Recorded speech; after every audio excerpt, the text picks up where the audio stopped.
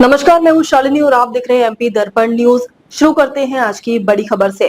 सागवान की पत्तलों में पत्थर परोस पत्थर खाने की कोशिश, देखने वालों की झलक है आंसू। इंसान की भूख ने पत्थर को बना दिया निवाला। पत्थर खाओ आंदोलन देखने वालों का दिल दहल गया।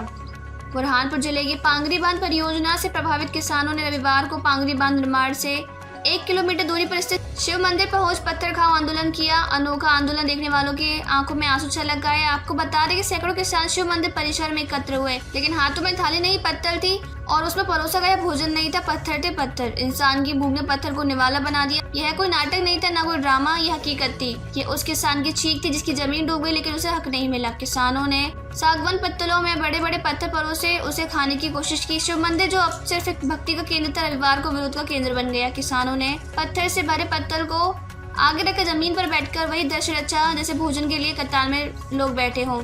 लेकिन जब लोगों के पास जाकर देखा तो पत्तलों में दाल रोटी नहीं, पत्थर थे पत्थर। हुए इस अनोखे आंदोलन में शामिल किसानों में आक्रोश दिखाई दे रहा था। इस विचित्र आंदोलन में किसानों ने मुआवजा 2 गुना के नारे लगाए। यह भी स्पष्ट किया कि पांगरी 5वीं अनुसूचित क्षेत्र में सम्मिलित होने के बावजूद बिना ग्राम सभा के सहमति से यह निर्माण कार्य हो रहा है। मोहम्मद इकबाल की स्पेशल रिपोर्ट। देवा भाई, आपसे जानना चाहूँगा कि सभी किसान लोग आप क्यों बैठे हुए? हम सभी किसान इसलिए यहाँ एकत्रित हुए कि हमारे यहाँ जो डैम परियोजना बनने की प्रक्रिया चालू है और शासन के निर्देश अनुसार ग्राम सभा प्रस्ताव वगैरह होना चाहिए। बाकी इस प्रकार के कोई प्रस्ताव आज दिनांक तक जो शासन में नहीं हुआ, जबकि यहाँ ग्राम सभा और अनुसूचित जनजाति क्षेत्र के लोग रहते हैं और फिर भी शासन इसको अपने अनदेखी करते हुए बिना ग्राम सभा के काम चालू करते। नंदू भाई, मैं आपसे जानना चाहूँगा कि किसान सब आप लोग क्यों बैठे हैं यहाँ पर? आज हम लोग इसलिए बैठे हुए हैं, हमारा क्षेत्र 5वीं अनुसूची में आता है और भू अर्जन अधिनियम में कानून के तहत ये स्पष्ट रूप से लिखा हुआ है कि जो भी मुआवजा राशि बनता है उसका 2 गुना मिलना चाहिए। और हमको अभी तक ये मुआवजा राशि का कोई भी बताया नहीं गया है, ना वो मुआवजा राशि अभी तक तय किया गया है।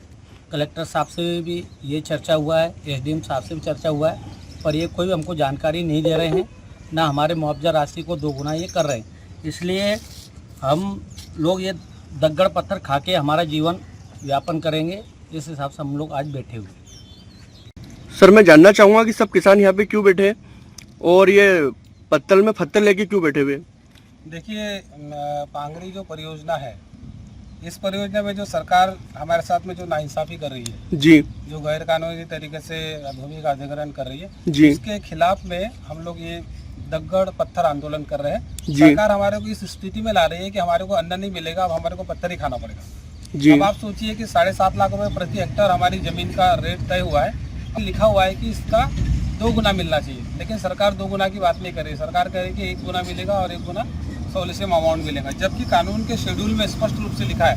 मैं आप लोगों को दिखाना चाहता हूँ कि मध्य प्रदेश सरकार की भू अधिग्रहण कानून की किताब है और इस किताब में उन्होंने स्पष्ट रूप से यहाँ पर लिखा हुआ है, ये देखिएगा आप जी सर। यहाँ पे उन्होंने स्पष्ट रूप से लिखा हुआ है कि ग्रामीण क्षेत्र में संगठित बाजार मूल्य के 2 गुना के द्वारा गुना किया जाएगा। शोषण की भी कुल रकम प्रति कर के 100% तक बढ़ाया जाएगा। तो हमारा ये कहना है कि जब 2 गुना सरकार ने देना चाहिए, सरकार 2 गुना नहीं दे रही है और जिस तरीके से भू अधिग्रहण कानून का उल्लंघन किया जा रहा है उसके खिलाफ में हम लोग यहाँ पे दग्गड़ पत्थर आंदोलन कर रहे हैं। अब तक के लिए बस इतना ही, फिर मिलते हैं ऐसी ही बड़ी खबर के साथ। तब तक के लिए मुझे दीजिए इजाजत और देखते रहिए एमपी दर्पण न्यूज। आपको हमारी खबर पसंद है तो Instagram, Twitter, Facebook, YouTube channel को लाइक करें और सब्सक्राइब करें। ऐसे ही लेटेस्ट अपडेट पाने के लिए बेल आइकन दबाना न भूलें। धन्यवाद।